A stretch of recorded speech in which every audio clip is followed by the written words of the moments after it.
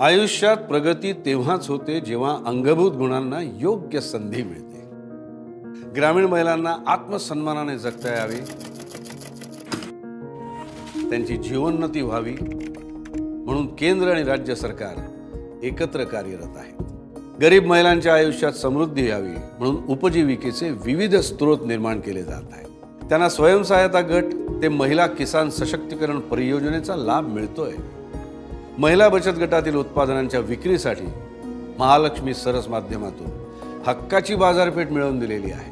शेतकरी महिलांचे उत्पन्न वाढावे यासाठी 400 शेतकरी कंपन्या स्थापन केलेल्या आहेत। आज ग्रामीण भागातील लाखो महिलांच्या जगण्याचा दर्जा उंचावतो आहे।